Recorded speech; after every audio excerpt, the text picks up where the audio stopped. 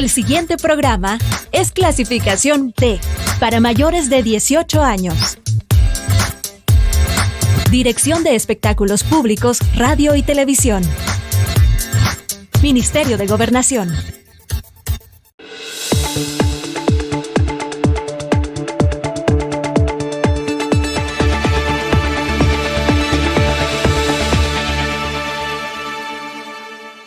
Bienvenidas y bienvenidos a una edición más de Temas y Debates con Ricardo Sosa.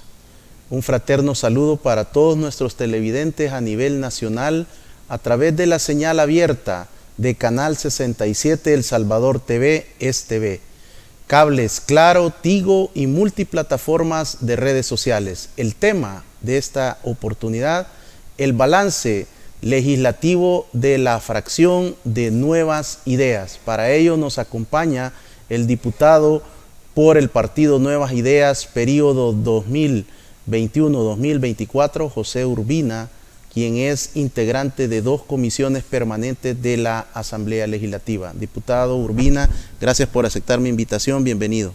Muchísimas gracias por esta invitación, Ricardo. Un gran saludo para la audiencia que está fielmente sintonizando esta entrevista, donde podemos expresar los puntos de vista de cómo la nueva Asamblea está trabajando para que nuestro país continúe este cambio que la población ha esperado por tanto tiempo. Así es que agradezco la invitación.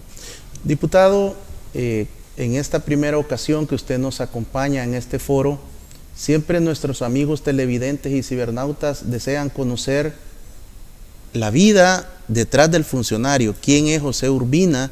Un hombre muy joven, cómo decide incorporarse en política partidaria, iniciar esta trayectoria con un nuevo instituto político como es Nuevas Ideas y lograr llegar a la Asamblea Legislativa en un momento que no se esperaba que iban a tener esa victoria tan categórica y contundente en las urnas. Bueno, como todo joven que viene de orígenes muy humildes, la mayoría de los jóvenes salvadoreños tienen esa historia, una historia de enorme esfuerzo, de enfrentar la adversidad en un país donde las oportunidades eran muy escasas y la violencia era altísima. Yo estudié desde muy pequeño siempre en escuelas públicas y conozco perfectamente la realidad de cómo era el sistema público educativo. Toda mi formación fue en la escuela pública, incluyendo la Universidad Nacional. Saqué mi licenciatura como periodista en la Universidad de El Salvador, Universidad Nacional. Estudiaba y trabajaba como muchos jóvenes que siempre se han esforzado y han tratado de salir adelante. Tuve la oportunidad de trabajar durante un tiempo en Canal 10, hacía entonces mis prácticas en Canal 10 y estudiaba simultáneamente la carrera de periodista. Y bueno, luego de graduarme ya tuve la oportunidad de trabajar ya con una plaza permanente en Canal 10. Y bueno, ahí conocí muchas personas que me enseñaron valores importantes, y creo que uno de los valores más valiosos para un ser humano es la lealtad. Ahí conocí amigos que me ayudaron a crecer, porque cuando uno se gradúa, pues ahí apenas comienza la vida. Uno sale con muchos sueños creyendo que ahí ha terminado apenas una meta, que es la académica. Pero la pregunta es, ¿qué hago cuando ya tengo el título en mis manos? Entonces voy a buscar unas nuevas metas y ahí en el canal comencé a desarrollar una experiencia en diferentes áreas de producción del canal y luego pasé a la parte de comunicación institucional. Trabajé en el Instituto Salvadoreño de Rehabilitación Integral, ISRI, como jefe de comunicaciones. Posteriormente fui del equipo y tuve este privilegio de ser parte del equipo que fundó la Dirección Nacional de Medicamentos de El Salvador. Entonces trabajamos toda la formación de la institución y la parte regulatoria sanitaria en El Salvador. Después de eso, se viene entonces el periodo electoral 2019 y obviamente ya en esta nueva etapa se me da la oportunidad con el gobierno del presidente Nayib Bukele de trabajar en el Ministerio de Salud como jefe de comunicaciones del Ministerio de Salud. Entonces trabajaba al principio, bueno, con la ministra Orellana Bendek y posteriormente con el doctor Francisco Alaví, un buen amigo con quien desarrollamos toda la primera etapa de combate a la pandemia. Entonces, como pueden escuchar, mi experiencia ha sido sobre todo en la formación sanitaria, porque a la par de todo este trabajo he venido obviamente con OMS y OPS trabajando mucho en la formación de buenas prácticas regulatorias, buenas prácticas sanitarias, el mercado farmacéutico, no solo de El Salvador, conocimos la realidad del mercado farmacéutico latinoamericano, y ahora por ahí uno ya va encontrando las respuestas por qué termino en la Comisión de Salud en la nueva Asamblea. Porque trabajando entonces ya con el Ministerio de Salud, luego de enfrentar el primer año de la pandemia, fue entonces que amigos muy cercanos me animaron y me dijeron, bueno, este es el momento, José, de que puedas aportar desde una nueva cancha, sobre todo porque conoces cómo funciona el sistema público de salud, y ahí quiero yo destacar algo importante, si tú me permites, Ricardo. Cuando yo llegué al Ministerio de Salud, lo primero que le dije a la ministra es que para conocer la realidad, para poderla cambiar, hay que visitar cada hospital de El Salvador. Y me fui a los 30 hospitales del sistema público de salud para conocer los hospitales desde Aguachapán hasta La Unión, y en ese proceso hice yo un informe de cada hospital y de todas las fallas que habían. Y ahí lo que encontramos fue realmente enormes hallazgos. Muchas de estas cosas el presidente de la República las comunicó, por ejemplo, camas podridas que tenían 50 años que no se habían cambiado, falta de personal de salud, medicinas vencidas, medicinas enterradas, había equipo médico obsoleto, es decir, había todo un conjunto de fallas en el sistema público de salud, y ya con ese informe yo le dije a la ministra, hay que comenzar a trabajar. Obviamente ella tenía todo su equipo y tenía sus informes, pero como comunicador mi responsabilidad era saber de qué se trataba el problema, de qué tamaño era realmente el problema que enfrentaban los pacientes. Y así fue entonces que con este informe y con este conocimiento de la realidad es que amigos me dicen, deberías animarte, deberías de inscribirte. Y entonces, bueno, y además teníamos muchos amigos desde que se había formado el partido Nuevas Ideas, y así fue como terminé ingresando al partido, y Dios me dio esta oportunidad de formar parte de esta nueva generación de diputados de Nuevas Ideas, que hemos tenido el desafío de acompañar la visión del presidente en un momento de la historia nada fácil, sobre todo porque el país venía en una situación crítica, el endeudamiento que habían dejado gobiernos anteriores era altísimo, la realidad de la violencia nacional era incontrolable, el sistema público de salud tenía problemas, porque el presidente, recordemos que en los primeros, sobre todo año y medio, la enfrentó con una asamblea vieja adversa. Entonces, por esa razón es que llego a la asamblea, Dios me da esta oportunidad, y llego como secretario de la Comisión de Salud. Ahí estamos trabajando, y esa es una bendición, una ventaja, porque desde ahí puedo trabajar con todo el sistema público de salud. De hecho, esta semana tuvimos al director de Fosalud exponiendo cuál es la visión de trabajo para este año, y así hemos recibido al ministro como Comisión de Salud. Por primera vez en la historia, esto jamás había ocurrido, que una Comisión de Salud esté visitando los hospitales y estemos sesionando en los establecimientos de salud. Eso estamos haciendo porque queremos saber el impacto que están teniendo las nuevas leyes que estamos aprobando en la realidad del país. Así que he resumido brevemente cómo terminé en la Comisión de Salud y en la nueva Asamblea. ¿Qué recuerda de esa noche en la cual usted tiene ya la confirmación que había ingresado en la planilla de Nuevas Ideas y que había sido diputado electo? ¿A dónde se encontraba? ¿Qué recuerda en ese momento de las primeras noticias que decían que era una victoria contundente del partido Nuevas Ideas a nivel nacional, y ya no digamos en el departamento de San Salvador? Francamente fue sorpresivo. Obviamente uno pone en las manos de Dios proyectos de esta magnitud, de esta naturaleza, porque uno sabe que la política en El Salvador ha sido muy sucia, muy violenta, amenazante. Bueno, mis papás se asustaron cuando yo les dije mi intención. ¿Y sabe cuál fue la expresión espontánea de ellos? Mira, hijo, ya te diste cuenta que te estás metiendo algo que, pues sí, no nos preocupa porque la política es mala. Esta es una expresión cultural que se ha arraigado en El Salvador, que a uno le dicen que la política es mala. Bueno, y entonces si la política es mala y quienes la controlan son los malos, ¿y los buenos qué vamos a hacer? Contemplar la realidad. Dejar entonces que la historia nos siga aplastando, que las oportunidades nunca lleguen, que el país nunca cambie, que sigamos siendo violentos. No, este es el momento de meternos. Y si nos vamos a meter, metámonos bien y hagamos las cosas bien. Y no hemos llegado nosotros a hacer cosas a medias, hemos llegado realmente a transformar de raíz muchas cosas. Y esa noche, cuando conocimos los resultados, fue realmente algo impactante porque personalmente yo sabía que podíamos tener muchas posibilidades, pero la contundente victoria y el número de diputados que alcanzó Nuevas Ideas es algo que, bueno, si diputados de la oposición decían, ni en los escenarios más, de los mejores escenarios posibles que podamos predecir, diputados de Nuevas Ideas podrían llegar a 50, decía. Tal vez entre los pronósticos de la oposición eran 40, pero alcanzar 56 realmente es un número que nunca en la historia habíamos tenido. Cuando llega usted ya como diputado a la Asamblea Legislativa aquel 1 de mayo, sin duda la Comisión de Salud era una de sus metas, pero también sorprende cuando aparece en la Comisión de Obras Públicas y el trabajo que usted ha estado desarrollando, un liderazgo muy importante para comenzar a desarrollar verdaderas transformaciones en nuestro sistema de transporte público y otras áreas vinculadas a la comisión.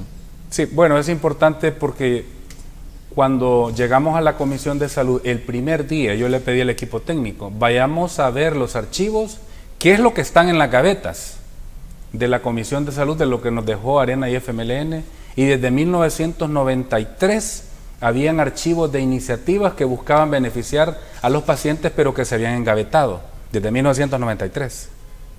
Iniciativas que tenían que ver con reducir los precios de los medicamentos, iniciativas con, por ejemplo, crear ventanillas especiales para las personas con algún tipo de discapacidad, mujeres embarazadas o adultos mayores. Desde 1993 habían archivado iniciativas de ley para proteger a los estudiantes de medicina. Cuando nosotros sacamos todo eso y comenzamos a revisar, y con el equipo técnico desde el primer día, nos dimos cuenta que jamás, para poner como ejemplo solo la Comisión de Salud, jamás les había interesado crear leyes que realmente beneficiaran a la población salvadoreña. Pero lo que sí encontramos fueron alrededor de 7 iniciativas para incrementar el precio de los medicamentos. Y la mitad de esas iniciativas las había presentado Rodolfo Parker. Él decía que había que pensar en una mejor regulación de precios, pero lo que buscaba era realmente liberar los precios, sobre todo de los fármacos más delicados. Estoy hablando de los productos oncológicos para pacientes con cáncer, para pacientes con algún tipo de enfermedad crónica. Si ya El Salvador ha tenido los precios más altos de la región, imagínense la visión que ellos tenían, porque la Comisión de Salud solo servía para escuchar a los que tenían grandes negocios en el sector farmacéutico, en el sector hospitalario médico. Y hay una razón fundamental, cuando yo lo puedo decir con propiedad, yo que conocí todo el sistema público de salud antes, sabemos que todavía falta mucho, pero le puedo decir algo. Piensa en esta escena, alrededor de un hospital público, alrededor hay un conjunto de laboratorios, de establecimientos privados que ofrecen cualquier cantidad de servicios, incluyendo farmacias. Somos de los pocos países que ocurre esta escena. Y usted dice, ¿y por qué afuera de un hospital público están todos estos servicios? Los servicios para laboratorio clínico, para análisis, rayos X, para, cualquier tipo de consulta médica. Ahí están los especialistas. ¿Sabe por qué es así? Porque el sistema público de salud se diseñó para que no funcionara, solamente para captar los pacientes o los clientes, porque así se veían. Entonces, cuando usted llegaba, el mejor ejemplo, lo voy a poner, Hospital Mazzini de Sonsonate.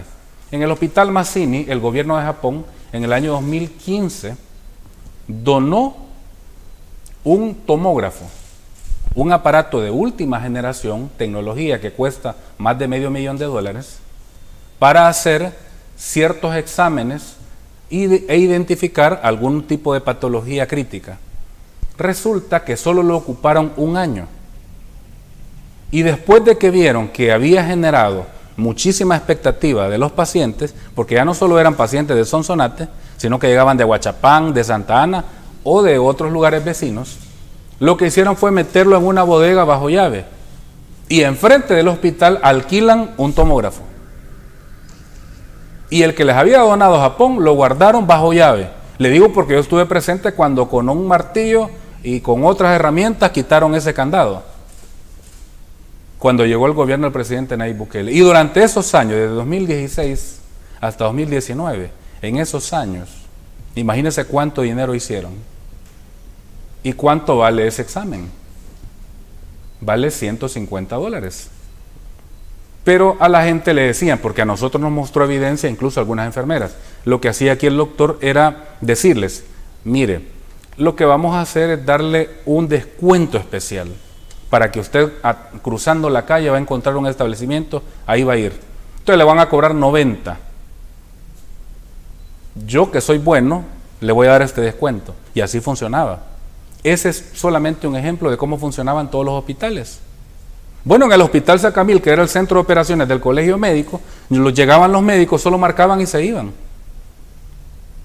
Ahí hay muchas denuncias y muchos expedientes que se archivaron de pacientes por mala praxis, porque el médico andaba en sus negocios y los pacientes los hacían ahí, los arrinconaban emocionalmente al punto de decirles, no sirve el quirófano, no sirve el equipo diagnóstico, bueno, ni siquiera las máquinas de anestesia sirven, pero yo que soy cirujano lo voy a operar en el hospital privado y le voy a cobrar 2,000.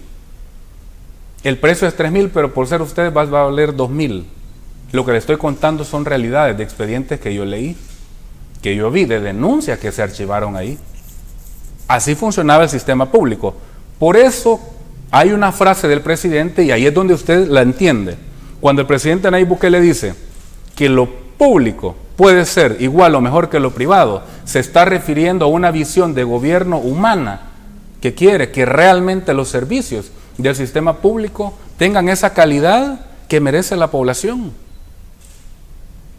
Y se puede hacer, se puede lograr. Ayer esta semana lo demostró en su informe el director de Fosalud, que con el mismo presupuesto que dejó Arena y FMLN, ha comprado nueva tecnología sanitaria para hacer mejores diagnósticos, nuevas ambulancias, ha ampliado los servicios de atención de las unidades de salud con el mismo presupuesto, porque Fosalud, ellos operan con los aranceles que captan de las bebidas alcohólicas y del cigarrillo. Pero ese arancel no se ha modificado desde que nació la institución, con el mismo dinero, y entonces el dinero que se hacía antes. Si hay muchas denuncias ahí de toneladas de medicina enterrada, que usualmente lo que hacía era que se compraba la medicina ya vencida, que no se podía vender en el sector privado, y quien lo compraba era el sistema público, y se terminaba enterrando. Esa es la realidad del sistema público de salud que había. Y en la Comisión de Salud lo llegamos a corroborar. Yo lo corroboré estando como empleado del sistema público de salud y también como diputado de la Asamblea. Cuando vi esos archivos, que todas las leyes tenían como único interés beneficiar al sector privado. Luego de 43 meses de la administración del señor presidente Nayib Bukele, ¿cuál es el estatus del sistema de salud? Tenemos medicamento en la red de hospitales públicos, que era como la principal demanda. La gente quizás demandaba también los exámenes, pero al principio lo que necesitaba era que se le cumpliera la receta que el médico indicaba. Hay que hablar en 3 niveles. Primero, el abastecimiento de medicamentos. Cometió un crimen contra la salud del gobierno del FMLN cuando perdieron. Dejaron de comprar medicamentos para pacientes con cáncer. En el Hospital Rosales dejaron desabastecidos. Y este medicamento, cuando entró el gobierno del presidente Nayib Bukele, hay un producto que es sobre todo para pacientes con algún tipo de leucemia. Y el medicamento ni siquiera se encontraba en Centroamérica. Y estaba disponible en México. Y yo recuerdo muy bien que el ministro Merino Monroy, el ministro de Defensa, tuvo que hacer gestiones rápidamente. Recordemos que el Ministerio de Defensa tiene a Cefafa, su propia cadena de farmacias. Entonces ellos hicieron las gestiones para traer el producto desde México. un paciente con leucemia que usted deje de darle el tratamiento un día, prácticamente lo está condenando a morir antes de tiempo y a interrumpirle drásticamente su pronóstico de salud. Así fueron de ingratos. Dejaron desabastecido casi el 30%. Había nada más de medicinas. Los estantes estaban vacíos. Dejaron de comprar medicamentos, pero los más afectados fueron a los pacientes que tienen este tipo de padecimientos. Lo primero que hizo el gobierno fue incrementar el cuadro básico de medicamentos. Hoy la población encuentra los productos que antes no habían. Y para que pongamos ejemplos, les voy a hablar de un medicamento, de una vacuna. La vacuna para combatir el cáncer o para prevenir el cáncer de cervix.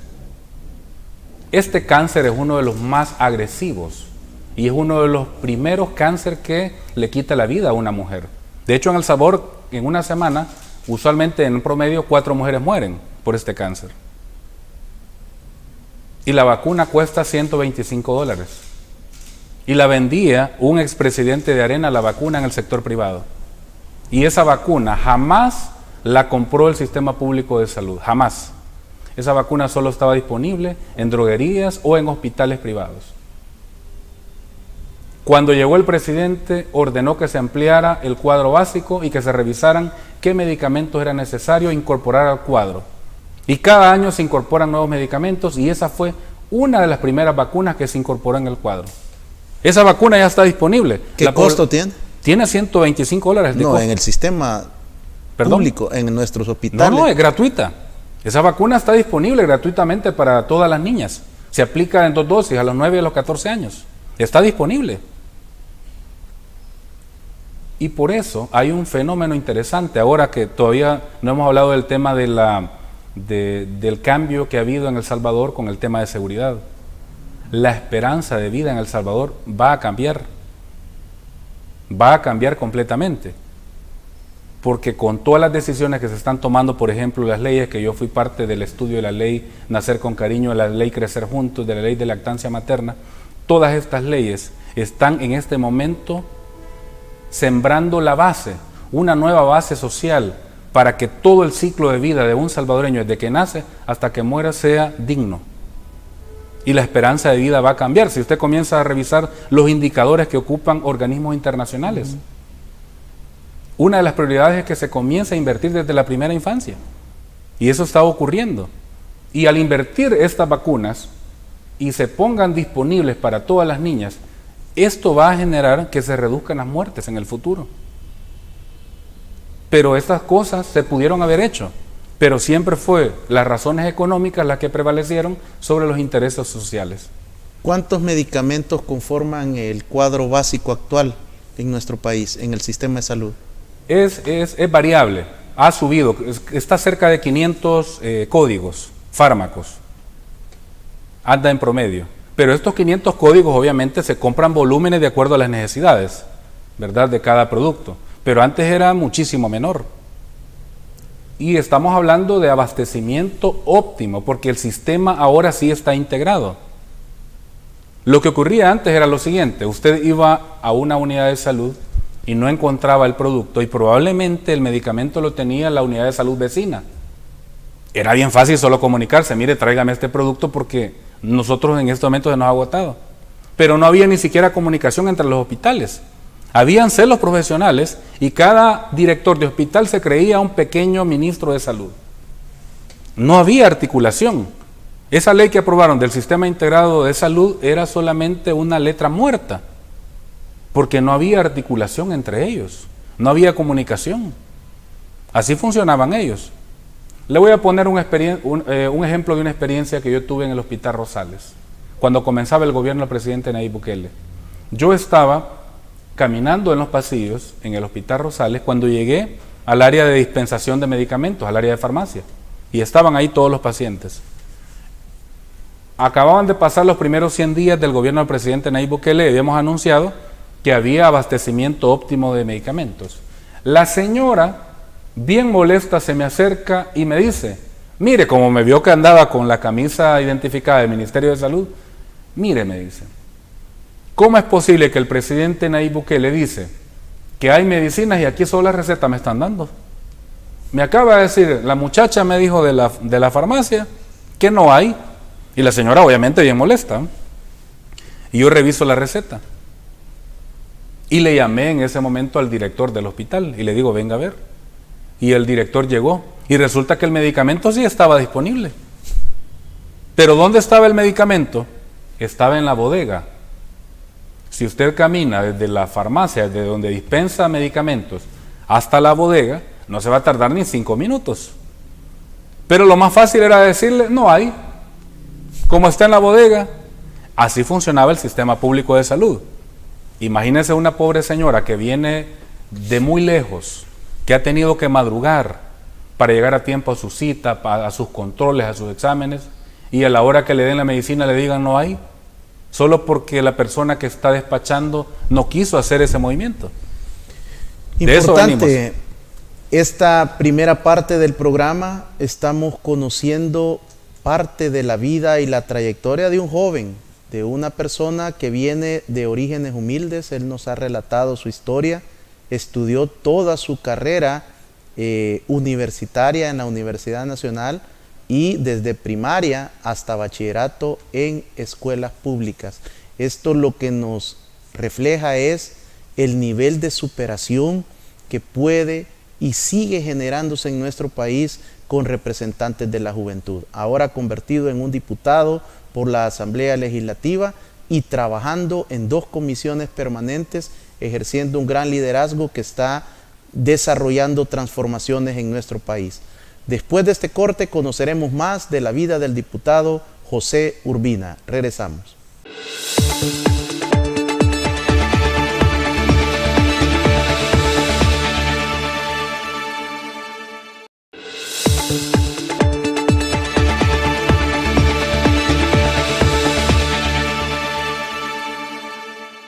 Muchas gracias por continuar en nuestra sintonía. En esta oportunidad estamos conociendo parte de la vida y trayectoria del diputado José Urbina por el partido político Nuevas Ideas. Un fraterno saludo para todos nuestros compatriotas fuera de nuestro país a través de las multiplataformas de redes sociales. Que Dios les bendiga. Gracias por su sintonía, por su participación y por compartir sus comentarios en nuestras redes sociales. Diputado, lo observamos hace menos de 48 horas en la inauguración de 6 cubos simultáneos que el señor presidente Nayib Bukele desarrolló en 6 comunidades importantes. Los centros urbanos de bienestar y oportunidades, conocidos como cubos, se han convertido en el ancla de la fase 2 oportunidad de la estrategia del Plan Control Territorial. ¿Qué sintió usted cuando ve el desarrollo, la multitud, cómo se abalanzaba sobre el presidente Bukele, queriendo tomarse un selfie, estar con él, compartir y además de poder ya poner en práctica las diferentes áreas lúdicas y tecnológicas de los cubos? La población juzga por los hechos más que las palabras. Usted puede hacer las mejores promesas y puede ser una persona muy hábil para prometer, pero si usted no ve un cambio, usted va a dejar de creer. Y la población lo que está viendo son cambios, son hechos. Antes de que llegara el presidente nos invitó a esta actividad a mexicanos, a uno de los cubos que se inauguró, pero cuando yo estaba ahí se me acercó una señora para darme un testimonio y me dice, diputado, quiero contarle, hace 4 años en el barrio Modelo yo tenía un pequeño apartamento. Resulta que llegan las pandillas y a la fuerza con amenazas y a punta de pistola me sacan. Yo había dado por perdido mi apartamento en el barrio Modelo. Por perdido, de ahí tuve que salir huyendo porque si no me mataban. Ya nos habían amenazado. Y desde que comenzó la estrategia del régimen de excepción, le informaron a ella que a los tipos que la habían amenazado los capturaron. Y cuando ella regresó recientemente, estaba totalmente libre aquello, ya no habían pandillas. La gente que los había amenazado, no solamente a ellos, sino a los vecinos, ya no estaban. Y la señora me dice, ahora yo estoy alquilando mi apartamento, lo mandé a pintar con toda la tranquilidad. Imagínense cómo me siento yo de agradecida, me dice la señora, con el presidente de la República, porque a veces no logramos dimensionar la profundidad de este cambio cuando hay seguridad, porque solo veíamos la superficie de la economía criminal, que es la extorsión, que es como lo más común que se veía, pero más abajo, más a fondo, habían otras realidades. Cuando el presidente llega, toda la población lo comienza a ovacionar. Y el presidente lanza algunos mensajes importantes, pero yo quiero detenerme en tres mensajes. El primer mensaje del presidente es: ¿hasta cuándo llega el régimen de excepción? Porque es una pregunta recurrente. De hecho, a nosotros como diputados nos preguntan: mire, diputado, ¿y el régimen de excepción cuánto debería durar?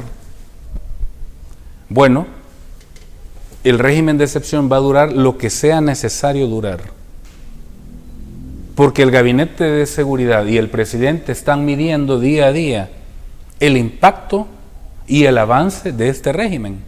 Y el presidente primero hizo esa reflexión: bueno, vamos a mantenerlo lo que sea necesario, porque la paz que se está logrando, la verdadera paz y tranquilidad, no es negociable y no podemos retroceder ni un paso. Eso es lo primero. La segunda reflexión que el presidente hizo, y este es un tema que la oposición ataca mucho, que dice que el gobierno está agarrando a los buenos, no a los malos. Entonces el presidente le hace una pregunta, una reflexión a la oposición. Si nosotros como gobierno estuviéramos capturando a los buenos, ¿cómo se explica que los crímenes han bajado? Pues sí, porque si yo capturo a los buenos, significa que los malos siguen en las calles y que los malos siguen manteniendo las tasas altas de homicidios. Entonces, aquí obviamente hay que tener mucha honestidad, y el presidente es muy honesto en su mensaje, y él dice: miren, sí, no hay ninguna policía ni ningún sistema en el mundo que sea perfecto, pueden haber fallas. Toda la medicina tiene efectos adversos, pero la medicina, su propósito es curar, y siempre el beneficio es superior al posible daño. Y es el sistema de justicia el que está liberando en aquellos casos en donde se ha detenido a un joven que no tenía ninguna relación con el delito o que no tenía ningún tipo de historial delictivo. Pero esa es una minoría. Estamos hablando de que en este momento hay cerca de 60,000 terroristas detenidos. Y esto ha significado para El Salvador un alivio económico sin precedentes, sobre todo para la economía de la micro, de la mediana empresa, porque ellos estaban agobiados con todo el dinero que le tenían que pagar a las pandillas por la extorsión. Entonces el país ha cambiado completamente su imagen. Y el tercer mensaje del presidente, bien importante, que nunca se había invertido en la juventud como ahora. Nunca se había pensado en darle las herramientas que necesitan los jóvenes. Los niños, jamás se les había regalado computadoras. Cerca de mi curul, en la asamblea, Ricardo, para que tengas una idea, tengo a la diputada Claudia Ortiz. Y siempre que viene una iniciativa de ley para favorecer a la población, es de las primeras en votar en contra. Cuando nosotros estábamos aprobando el dinero para darle más computadoras a los niños, más tablets, este equipo de tecnología, ella pide la palabra y dice, o insinuó en su mensaje, de que para qué se les da estas herramientas. O sea, estaba cuestionando de que esto era una especie de despilfarro. Entonces, en esa mentalidad es que estuvo siempre los gobiernos de Arena y FMLN, que para qué se les va a dar cosas buenas a ellos. Por eso que a ellos les entregaban cosas desechables, ¿verdad? O aparatos desechables, porque no querían ver en manos de la gente pobre cosas buenas. Y ahora ocurre un fenómeno interesante, sobre todo recién inicia el año escolar. Los niños van con absoluta tranquilidad a la escuela y llevan su computadora y no tienen temor de que se la roben.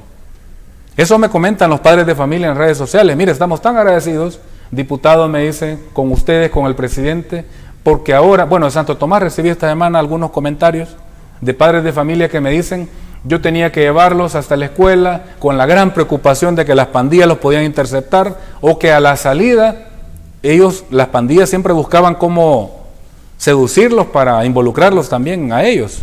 Hoy ya no, no hay ni uno, me dice. Se los llevaron a todos.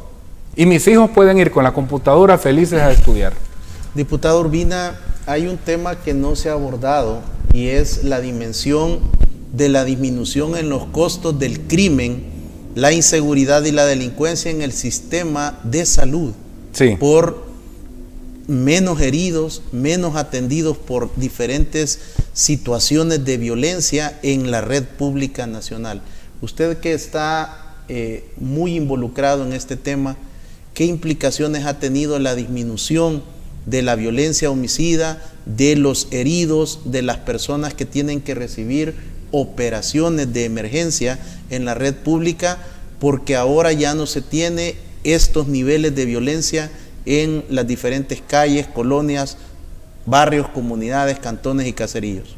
Podemos hacer el ejercicio de ver dos modelos, el modelo de salud y el modelo educativo.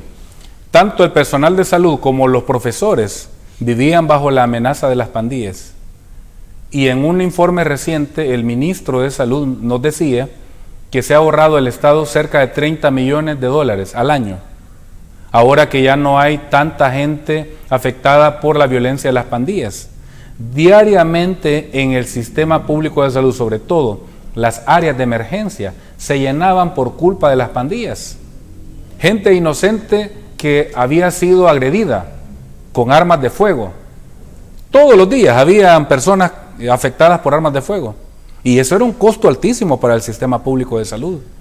Entonces el sistema prácticamente estaba reactivo y estaba en función de la violencia, no en función de mejorar la salud de la población. Entonces el ministro nos hacía una reflexión de cómo ahora que El Salvador es seguro, ha permitido que el sistema público pueda tener una nueva realidad en su dinámica de atención, porque ya no reciben esa cantidad de personas baleadas que recibían balas por culpa de las pandillas. Pero ese es un fenómeno. El otro fenómeno tiene que ver más con el territorio, en donde los médicos recibían amenazas de las pandillas y los obligaban a las unidades de salud a ir, a desplazarse hasta la casa de un pandillero para darle atención, porque a veces los pandilleros, por temor a ser descubiertos, no querían salir de su casa y obligaban a que el médico fuera con la enfermera y las herramientas a la casa a tratarlo. Vivían atemorizados. O cuando llegaba, por ejemplo, un pandillero, de inmediato amenazaban a la enfermera y a todo el personal y les decían, tienen que darle prioridad a esta persona. Así vivían con esa zozobra. La misma realidad ocurría con los profesores. ¿Cuántos profesores asesinaron las pandillas? Porque el profesor no les quería pasar de grado. Querían que su hijo, el pandillero, su hijo pasara a la fuerza, aunque no haya estudiado.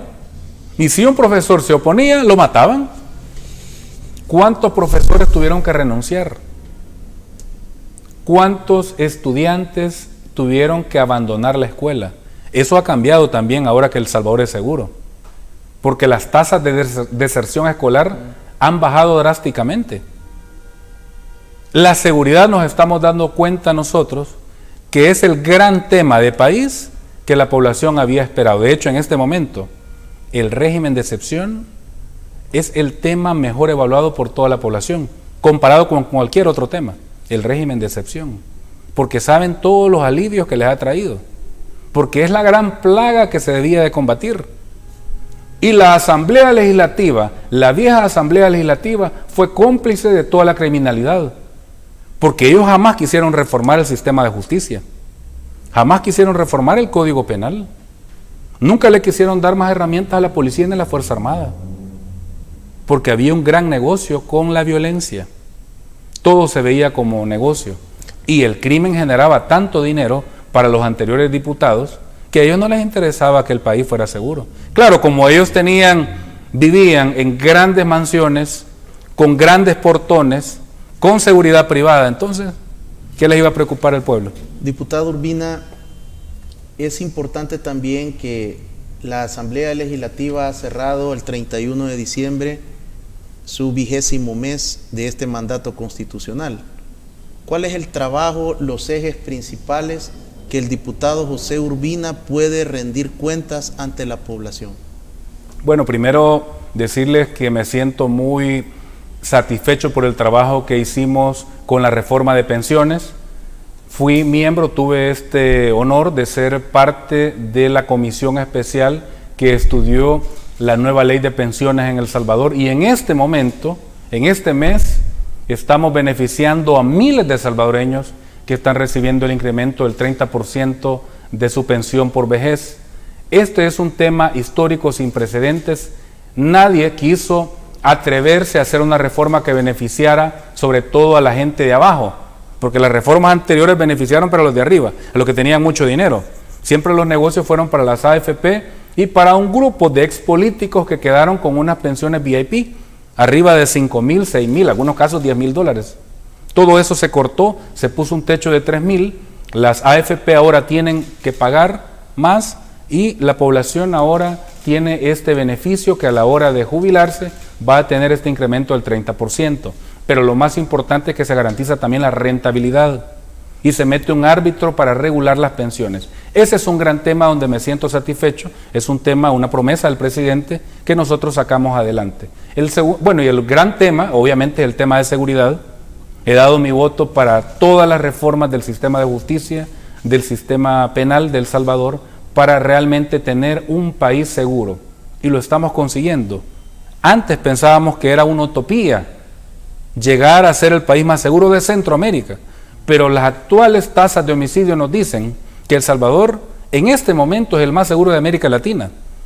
Y el reto del presidente, lo dijo recientemente en su inauguración del Cubo, el reto es ser el más seguro de América. Es un gran desafío, pero se puede lograr. Ya lo vimos, ya lo demostramos, el tema de seguridad. Y el tema de salud, como secretario de la Comisión de Salud, estamos muy satisfechos de haber aprobado el presupuesto en salud más alto de nuestra historia, que va a permitir, y esto lo va a anunciar pronto el presidente, el mejor sistema de emergencias médicas de Centroamérica. Ya está en su fase final y en su momento el presidente lo va a anunciar con el ministro de Salud. El Salvador ahora sí está invirtiendo en su gente. Hace falta mucho, por supuesto. Si en 3 años que lleva, casi 4 años el gobierno del presidente Nayib Bukele, y nosotros como diputados que llevamos 1 año y medio, imagínense todos los cambios que se han hecho. Y estamos claros que hace falta mucho, sí. Hace falta cambiar muchas cosas, sí, todavía. Hace falta que el sistema público de salud incremente sus niveles de atención, sí. Hace falta que se abran nuevos hospitales, sí. Se sueña con que un día El Salvador tenga un hospital Blum también en Oriente y Occidente, sí. Pero primero había que ir reparando todas aquellas grandes fallas que estaban generando barreras para el acceso a la salud, a la seguridad, a la educación. Esas barreras se han ido derribando y se ha ido comenzando atendiendo aquellos temas que eran sobre todo más urgentes. Hace falta mucho, pero está en las manos de la población que estos cambios continúen. Diputado, la estrategia del partido Nuevas Ideas es presentar las iniciativas como bloque, como equipo de fracción, porque se ha observado que hay una disminución de presentación de iniciativas. En este caso, tendrían que ser 56 diputados haciendo competencia 56 entre ustedes mismos. Sí. ¿Cuál es el espíritu de poder brindar un apoyo como cuerpo, como fracción legislativa a las iniciativas? Primero hay que tener claro que nosotros no tenemos una agenda personal en la Asamblea Legislativa. Aquí no se trata de que a mí se me ocurrió una idea de una ley y la voy a ir a presentar sin saber si esta ley se conecta con la visión del actual gobierno. Si esta ley realmente va a tener un impacto con todo lo que se está haciendo. Entonces, es un trabajo articulado y en equipo con una visión de país, porque nosotros no hacemos leyes para sectores o grupos. Las leyes que hacemos son para El Salvador, para toda la población salvadoreña. Y por eso es que una iniciativa no es la gran presión de que tenemos que estar presentando cada semana una iniciativa. Lo que tenemos que estar viendo es tener una visión de conjunto de cómo El Salvador va transformándose. Y a partir de ahí se pueden ir viendo dónde hay necesidad de ir regulando, pero no hay una competencia de ver quién mete más iniciativas de ley. Porque al final la población lo que quiere es vivir bien, tener seguridad, tener educación, tener un mejor sistema económico, y eso estamos haciendo. Ha cambiado eso, diputado, porque anteriormente lo que observábamos era en legislaturas anteriores que al finalizar los 36 meses decía: vengo a rendir cuentas y a decir que presenté 20 iniciativas de ley, de las cuales solo se aprobó una o ninguna. Esa competencia que había por quién presentaba más iniciativas no se logra visualizar en este momento en la fracción de Nuevas Ideas. No, es que nosotros como Nuevas Ideas trabajamos como equipo. Es un trabajo de equipo, es una visión, como repito, de país, en donde nosotros estamos acompañando, primero, dándole gobernabilidad a El Salvador. ¿Por qué nos puede juzgar alguien? Imaginémonos que yo me voy a una plaza, reúno a un grupo de personas y comienzo a dar una rendición de cuentas. ¿Qué he hecho como diputado José Urbina? Supongamos que en mi visión egoísta, lo que tengo que hacer es presentar cada semana una iniciativa con tal de decir que algo he hecho, porque así actuaban los viejos diputados. Porque lo ofreció en campaña. La vieja asamblea, y comenzaban: miren, por cada voto que yo doy por el régimen de excepción estoy salvando vidas. Por cada voto que doy para el sistema público hay nuevas computadoras que están recibiendo sus hijos. Por cada voto que doy para el sistema público de salud se están comprando nuevos equipos para salvar vidas. Ahora, personalmente sí, he presentado la ley de trasplante de órganos y tejidos. Presentamos también una reforma al Consejo Superior de Salud Pública para que haya un mejor control en los laboratorios clínicos. Hemos presentado también, acompañamos la iniciativa para ponerle un alto a las mafias de lotificadores, porque yo soy miembro de la Comisión de Obras Públicas. Y ahí hubo una gran estafa en muchas comunidades por estos lotificadores que en el pasado tenían la complicidad de los viejos políticos. Entonces sí hemos venido presentando también iniciativas, pero tienen que tener una visión de país que se conecten con la realidad que vive El Salvador. Esto no es una competencia a ver quién presenta más iniciativas. Esta es una visión de país donde todos lo tenemos que cambiar, todos. Alguien puede decir, qué bueno por el espíritu de cuerpo, qué bien por la fracción de Nuevas Ideas, pero hay realidades, viene una campaña interna para poder aspirar a un nuevo periodo legislativo y viene una campaña donde José Urbina tendrá que llegar a las comunidades y ir a ofrecer resultados. Se puede decir, mire, yo proyectos individuales no tengo mucho, pero como fracción sí hemos hecho esto. ¿Qué tanto incide o no en lograr cautivar el voto de la gente? Es que tenemos que cambiar incluso la visión de los electores. Hay que cambiar esa vieja maña de hacer política, donde uno solo regala un guacal y con eso yo estoy pidiéndole un voto. En lugar de regalarle un guacal, yo apruebo leyes para que se hagan casas nuevas, para que las comunidades por primera vez tengan legalizados sus terrenos. Eso estamos haciendo, trabajando con la ministra de Vivienda, por ejemplo, con la ministra Michelle Sol. Hemos venido trabajando para acompañarle en muchas iniciativas y legalizar a comunidades que jamás habían tenido la oportunidad de tener una escritura en sus manos. Entonces aquí se trata de cambiar absolutamente todo el sistema, no solamente la visión de cómo se trabaja ahora, sino cómo debe de entender también la población esta dinámica de cambio, porque la población es muy inteligente y ya no se va a dejar sorprender porque vive con un guacal, diputado José, o con una piñata.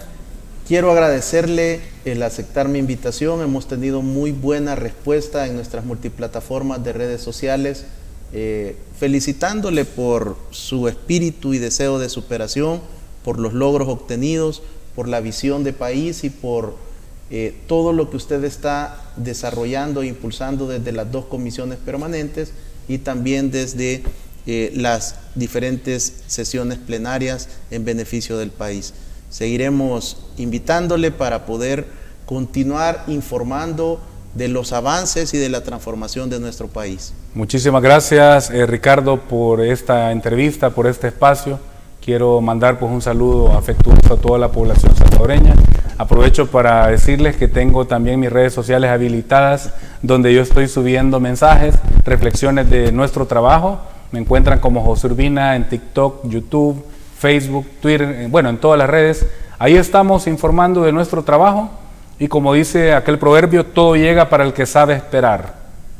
La población salvadoreña esperó mucho tiempo este cambio y está llegando, pero no han llegado absolutamente los cambios que la población todavía espera en otras áreas.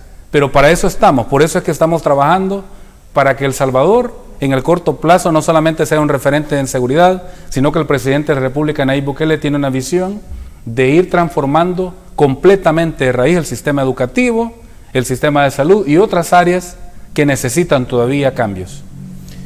Así, la vida, parte de la trayectoria, parte del perfil profesional y de servicio del diputado José Urbina. Sin duda un ejemplo de cómo la juventud también está llegando a puestos de autoridad, de eminencia en nuestro país para desarrollar cambios, para cumplir sueños. Y usted, amigo televidente y cibernauta, recuerde, la persona que decidió quitarse la vida no quería hacerlo, quería dejar de sufrir. Busque ayuda, abrace la vida, que Dios le bendiga.